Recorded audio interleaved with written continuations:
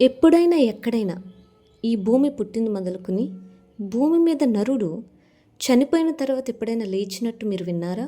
చదివారా? రుజువులున్నాయా? మనుషుడికి అసలు సాధ్యమంటారా? లేదు, సాధ్యమే కాదు.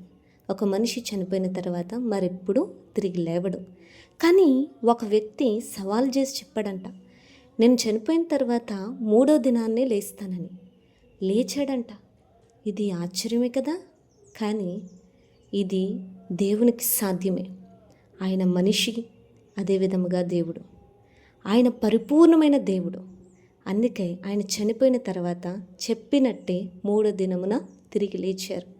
ఆయన బ్రతికి ఉన్నప్పుడు చనిపోయిన వారిని ఎంతోమందిని ఆయన తిరిగి లేపారు. చనిపోయిన లాజరును 4 రోజులైన తర్వాత ఆయన పిలవగా అతను లేచి వచ్చాడు. కనుక మీరు ఆలోచించండి, ఒకవేళ మనం చనిపోతే తిరిగి లేస్తామా? లెగుస్తాం. ఎందుకంటే ఆ లెగుస్తాను అని చెప్పిన వాడే మీరు చనిపోతే లేపుతానని కూడా చెప్పాడు. అదే మనందరి నిరీక్షణ. మనం ఏదో ఒక రోజు చనిపోవచ్చు, కానీ ఆయన మనల్ని ఖచ్చితంగా లేపుతాడు.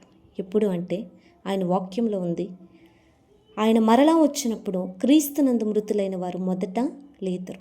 నువ్వు యేసుప్రభు వారిని దేవుడు అని నోటితో చెప్పి ఒప్పుకొని హృదయమందు విశ్వసించి ఆయన ఆజ్ఞల ప్రకారం వాక్యానుసారంగా నడిస్తే, ఆయన చూపిన ప్రేమను చూపుతూ, ఆయన క్షమించినట్లుగా నువ్వు శత్రువులను క్షమిస్తూ, ఆయనకి నచ్చినట్లుగా నువ్వు బ్రతికితే నువ్వు కూడా తిరిగి చనిపోయినను లెగుస్తావు.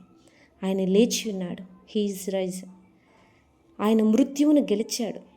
ఆయన దేవుడు, ఆయన అసాధ్యుడు. ఆయనకు సమస్తమును సాధ్యమే. ఆయన మనల్ని కూడా లేపుతాడు. ఆయన ముందు మరణము ఓడిపోయింది. మరణపు మూళ్ళు విరగగొట్టినవాడు ఆయన. ఆయన మన దేవుడు. మనము కూడా అలాగే లెగుస్తాం. గనుక యేసు ప్రభువాన్ని నమ్మండి. ఆయన దేవుడని నమ్మండి. ఆయన చనిపోయాడు మన కొరకు, లేచాడు మన కొరకు, లేపుతాడు మనలను. ఆమేన్.